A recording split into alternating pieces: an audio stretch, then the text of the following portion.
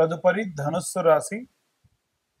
ధనుస్సు రాశి వారికి సంబంధించి 2026వ సంవత్సరంలో ఎలా ఉండబోతుంది అనేటువంటి విషయాన్ని ఇప్పుడు తెలుసుకుందాం. 2026 సంవత్సరంలో గురుగ్రహ సంచారాన్ని బట్టి ధనుస్సు రాశి వారికి విశేషమైనటువంటి సత్ఫలితాలు ఉంటాయి. ముఖ్యంగా చూసుకుంటే వీరు మిథునంలో గురుగ్రహ సంచారం ప్రథమార్థంలో 3 నెలల వరకు, అంటే మార్చ్ ఏప్రిల్ వరకు మాత్రమే బాగుంటుంది. మార్చి తర్వాతకి పంచగ్రహ కూటమి ఉన్నప్పుడు ఈ గురుగ్రహం కాస్త మీ యొక్క కర్కాటకం తర్వాతకి మళ్ళీ ఆ యొక్క రాశి నుండి ప్రయాణం చేస్తూ చాలా చిన్నగా మూవ్ అవుతుంది అనమాట. గురుగ్రహం సంవత్సరం ఆఖరికి వచ్చేసరికి సింహంలో కన్యలోకి ప్రవేశిస్తుంది.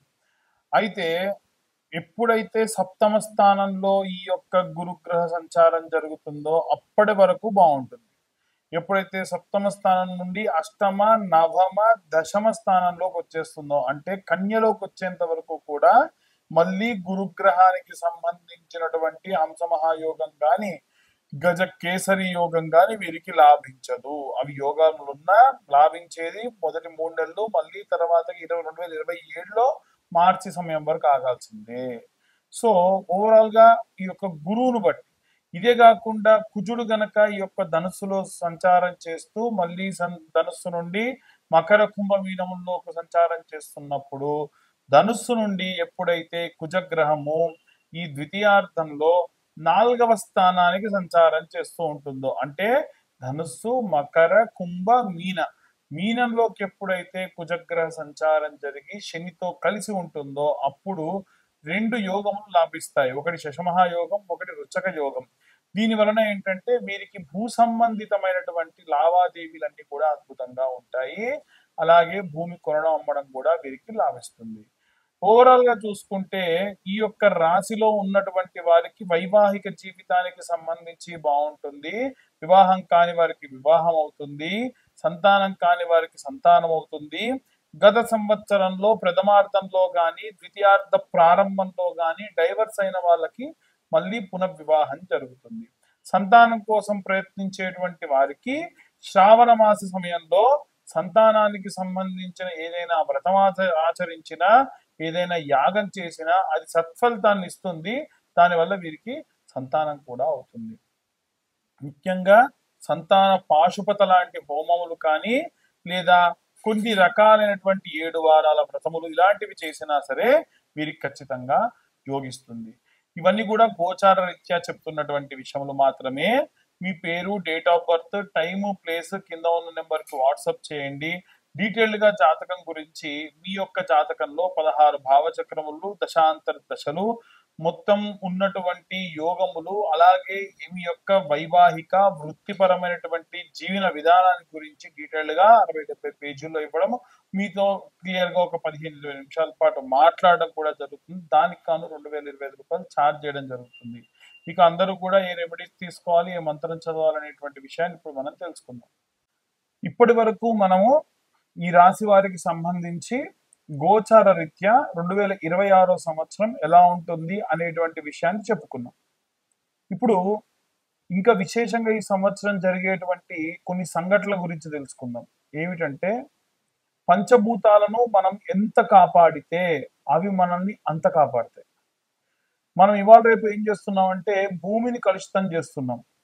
రివర్స్ బోరింగ్ సిస్టమ్ తోని కలుషితమైనటువంటి కెమికల్ వాటర్ అంతా కూడా ఎక్కడో దూరంగా ఊరికి అవతల పడేసేది, ఊరంతా పెరిగిపోతుందని భూమిలో మళ్ళీ వేస్తున్నాం. దానివల్ల కింద అండర్ గ్రౌండ్ లో ఉన్నటువంటి నీరంతా కలుషితం అయిపోతుంది.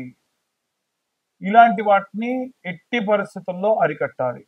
రెండవది, వచ్చేటువంటి నీటిని మనం ఇంకుడు గుంతలతోని సేవ్ చేసుకోవాలి. మనం చేసుకోవట్లా. ఇవాళ రేపు ఏమైపోయిందనంటే, మనం హోటల్స్ కి వెళ్ళిపోయినాము, ఏదన్నా ఒకటి తింటున్నారు, బాగా అబ్జర్వ్ చేస్తూ ఉంటాం. ఇంత ఏదో సాస్ వేసుకొని వాళ్ళు తిన్నారు అని అంటే మళ్ళీ ప్లేట్ తీసేయాలి, ఇంకో ప్లేట్ తేవాలి. నువ్వు తిన్న ప్లేటేగా, తుడుచుకో. కాకపోతే దాంట్లో మళ్ళీ నువ్వు తినేదానికి నీకు నచ్చదు. దానికోసం ఏం చేయాలి, వాడి నీళ్ళు వేస్ట్ చేయాలి. అదే నీళ్లు నువ్వు సృష్టించు. ఆవిరి త్రూ మనం ఒక వాటర్ బాటిల్ కావాలంటే 6 రోజులు పడుతుంది ఒక బాటిల్ వాటర్ కి. మరి ఎంత నీరు మనం వేస్ట్ చేస్తున్నాం? ముందు తరాల వారికి ఏంటి పరిస్థితి? కాబట్టి ఆలోచించాలి.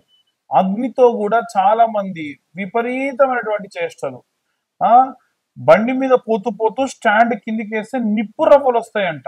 దానికోసం వాళ్ళు విపరీతమైనటువంటి డ్రైవింగ్, ఆ, ఈ పెట్రోల్ పోసి బర్త్డే రోజుల్లో స్నోలు కొట్టుడు, ఆ ఫైర్, దాని మీద ఎటు పోతున్నాం మనం? మనం ప్రమాదానికి ఎదురెళ్లాల్సిన అవసరం ఏటికి ఎదురీదినట్టు. అలాగే వాయు కలుషితం కూడా చేస్తున్నాం. బండి బాగా లేదు, బండి బోరుకొచ్చింది, బండిలో ఇంజన్ ఆయిల్ లేదనుకోండి, అట్లాగే తోలుతాం. పొగరాని వెనకాలడిగా బాధ నాకేంది అని. అది వాతావరణం ఎంత కలుషితం అవుతుంది. సో మనం ప్రకృతిని ఏం చేస్తున్నాం? విపరీతం చేస్తున్నాం. నీటిని కలుషితం చేస్తున్నాం, వాయువుని, ఆకాశాన్ని కలుషితం చేస్తున్నాం వాయు ద్వారా. దీనివల్ల ఏమవుతుందనంటే సింపుల్, భగవంతుడు ప్రతి ఒక్కటి అబ్జర్వ్ చేస్తూ ఉంటాడు. మనం చేసేటువంటి కలుషితమైనటువంటి కార్యక్రమాల వల్లే సంవత్సరం మొత్తం చూడండి ఎన్ని ప్రమాదాలు జరిగినాయో. గాల్లో వెళ్ళేటువంటి ఏరోప్లేన్స్ ప్రమాదం జరిగింది పోయిన సంవత్సరం. జల సంబంధితమైన ప్రమాదాలు జరిగినాయి, విపరీతమైన వర్షాలు వచ్చి. మనం ప్రకృతిని కాపాడితే ప్రకృతి మనల్ని ఎందుకు కాపాడదండి? రోడ్డు ప్రమాదాలు జరిగినాయి, అగ్ని ప్రమాదాలు జరిగినాయి. ఆ నీటిలో ప్రయాణం చేస్తూ ఉండగా ఒక బ్యాచ్ కొట్టుకుపోయింది. సో దయచేసి ప్రకృతిని కాపాడదాం. మనం చేసేటువంటి పెద్ద రెమెడీ ఏంటంటే, మనం నిత్యం మన చుట్టూ అబ్జర్వ్ చేస్తూ, మనం ప్రకృతిలో ఏం వేస్ట్ అవుతున్నాయి, ఏం వేస్ట్ అవ్వట్లేదు, వాటిని మనం కాపాడే దిశగా వెళ్తే భగవంతుడు మనల్ని కాపాడుతాడు. మనం చేసే ప్రతి పని భగవంతుడు రికార్డ్ చేస్తూ ఉంటాడు. మనకి ఏదన్నా ఇవ్వాలి అంటే మన రికార్డ్ ఓపెన్ చేస్తాడు. ఆహా, వీలైనంత వరకు వీడు ధర్మాన్ని పాటించాడ్రా అని. మనకు చేసేటువంటి కార్యక్రమాల్లో 10 ఇవ్వాల్సి ఉంటే 100 ఇస్తాడు, అది మంచి అయినా చెడైనా. కాబట్టి జాగ్రత్తగా ప్లాన్ చేసుకోండి. ఇక ముఖ్యంగా ఈ సంవత్సరం మనం ఏ ఏ దేవుళ్ళని పూజించాలి అనంటే, మేధా దక్షిణామూర్తిని విద్యార్థులందరూ కూడా సేవించండి, పూజించండి. విశేషమైనటువంటి విద్యాబుద్ధులు వస్తాయి. అలాగే దక్షిణామూర్తికి నిత్యము స్తోత్రం ఉదయం సాయంత్రం విన్నంత మాత్రం చేత ఉద్యోగం రాని వారికి ఉద్యోగాలు వస్తాయి. ప్రభుత్వ ఉద్యోగాలే రావాలని పట్టు కూర్చోకండి. చాలా మంది జాతకాలకు వచ్చినప్పుడు కూర్చుంటే నాకు చాలా బాధేస్తుంది. 35-40 సంవత్సరాల వయసు వచ్చిందండి, గ్రూప్స్ కోసం ప్రిపేర్ అవుతున్న వాళ్ళు ప్రిపేర్ అవ్వాలి, తప్పులేదు. కానీ నీ కుటుంబానికి నువ్వు వివాహం చేసుకోవాలి అని అంటే అర్హత కోల్పోతున్నారు కదా పాపం. ఇదే కాదు, ఇంకా చాలా మంది ఉన్నారు. నాకు ఫలానా అమ్మాయి కావాలి, ఫలానా ఎత్తు, ఫలానా ఒడ్డు, ఫలానా పొడుగు కావాలి అని చెప్పి, లేదా ఎవరినో ప్రేమించి వివాహం చేసుకోకుండా అలాగే ఉండిపోయి, ఆ కుటుంబ సభ్యులు నా దగ్గరకు వచ్చి, ఒక తల్లి ఏం చెప్పింది, నా ఇంట దీపం పెట్టాలయ్యా నీకు చచ్చిన తర్వాతకి, నా ఇంట్లో దీపం పెట్టే దిక్కు లేదు, నా కొడుకు పెళ్లి చేయి స్వామి, నీకు ఎంత డబ్బుగా అనిపిస్తా అంటే మనస్సు వికలితం అయిపోయింది నాకు.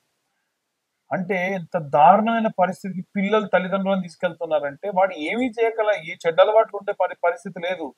వివాహం చేసుకోవాలి కదా సమయానికి, అవి చేసుకోవట్లా. అలాంటి వాళ్ళ కోసం ప్రతి నెల ఆఖరి మంగళవారం నాడు వర కన్యా పాశుపత హోమాలు చేస్తున్నా. కేవలం నేను హోమాలు మాత్రమే చేసి వాళ్ళని పంపించట్లా. మళ్ళీ తిరుగు వారం వచ్చేసరికి ఆంజనేయ స్వామికి సంబంధించినటువంటి సుందరాకాండ పారాయణము 7 రోజుల పాటు నేను ఒకటే పూట భోజనం చేస్తూ వాళ్ళ కోసం దీక్ష పూని ఆ యొక్క సుందరాకాండ పారాయణం కూడా చేస్తున్నా. నాకేం అవసరం అనంటే అందరూ బాగుండాలి, అందులో నేనుండాలి అనేటువంటిది నా ఉద్దేశం. కాబట్టి అందరూ కూడా ఎవరైనా సరే దయచేసి వివాహం చేసుకోకుండా తల్లిదండ్రులని ఇబ్బంది పెట్టకండి, బాధ పెట్టకండి. ఉన్న వారిలో వచ్చిన సంబంధాల్లో మంచి సంబంధాన్ని వెతుకుతూ ముందుకు వెళ్తే చాలా మంచిది. ఇక ఉద్యోగ సంబంధితమైనటువంటి విషయాల్లో కూడా విపరీతమైనటువంటి స్ట్రెస్ తీసుకొని 2-3 ఉద్యోగాలు చేస్తూ పొద్దున సాయంత్రం చేస్తున్న వాళ్ళు ఉన్నారు. అంతగా విరగబడి కష్టపడిపోయి ఆరోగ్యం మీదికి తెచ్చుకొని చిన్న వయసులో మీకు షుగర్లు బీపీలు తెచ్చుకోకండి. చాలా జాగ్రత్తగా మీ ఆరోగ్యాన్ని కాపాడుకోండి. మీ తల్లిదండ్రులందరినీ కూడా చాలా బాగా చూసుకోండి. ఎట్టి పరిస్థితుల్లో ఎంత పెద్ద గొడవలు వచ్చినా తల్లిదండ్రులను తీసుకెళ్లిపోయి ఓల్డేజ్ హోముల్లో పెట్టకండి. మీకు అంత సమస్య అయితే మీ ఇంటి పైనో మీ ఇంటి పక్కనో ఇంకొక పోర్షన్ తీసుకొని నిత్యం వాళ్ళని అబ్జర్వ్ చేస్తూ ఉండండి. ఎంతో కొంత వారికి కాస్త మనసుకు ప్రశాంతతనివ్వండి. ఇక విశేషంగా జాతక సంబంధిత విషయాల్లో చాలా మంది కేవలం మా యొక్క పేరు చెబుతామండి, పేరు ద్వారా చెప్పండి అంటారు. పేరు ద్వారా చెప్పలేను గానీ, మీకు సంబంధించిన ఏదైనా ఒక విషయం ఉంటే, ఆ విషయం గురించి ఇబ్బందుంటే గనక చెప్తాను. దానికి కేవలం రూ. 504 చార్జ్ చేస్తాను. అది కూడా వీలైనంత వరకు కూడా నేనొక డేట్ అనౌన్స్‌మెంట్ ఇస్తా. ఈ సంవత్సరంలో ఈ తర్వాత నుంచి వచ్చేటువంటి ప్రతి నెల, ఈ నెల నేను పలానా తారీఖు నాడు ఫ్రీగా ఉంటా. ఆ సమయంలో కాల్ చేయండి. వీలైతే నేనేం చేస్తానంటే ఒక లైవ్ కండక్ట్ చేస్తా. ఆ లైవ్‌లో మాట్లాడితే మీకు రెమెడీస్ కూడా ఎలా తీసుకోవాలనేటువంటిది చెప్తా. ముందుగా ఏమవుతదనంటే మాకు సంబంధించిన వ్యక్తి మీతో మాట్లాడి నాతో మాట్లాడడానికి గాను టైమ్ స్లాట్ అంటే మీరు లైన్‌లోనే ఉంటే నాకు కాల్ కనెక్ట్ చేస్తారు. ఈ విధంగా చేసుకోండి. ఎట్టి పరిస్థితుల్లో ఎవరు కూడా తొందరపడి గుడ్డిగా ఎవరిని పడితే వారిని నమ్మి డబ్బుని అలాగే ఎంతో ఐశ్వర్యాన్ని కోల్పోకుండా ఉండండి. చండీ పరాదేవతకు సంబంధించిన హోమములు గాని, ఇష్టకామ్య సిద్ధ్యర్థం మహాగణపతికి సంబంధించిన సంకటహర చవితి నాడు జరిగేటువంటి హోమములు గాని, ఏవైనా సరే వర కన్యా పాశుపత హోమములలో పాల్గొని విశేషంగా మీరు ఆ యొక్క స్వామివారి యొక్క అమ్మవారి యొక్క సంపూర్ణ కృపకు పాత్రలు కానివ్వండి. సర్వే జనా సుఖినో భవంతు. స్వస్తి.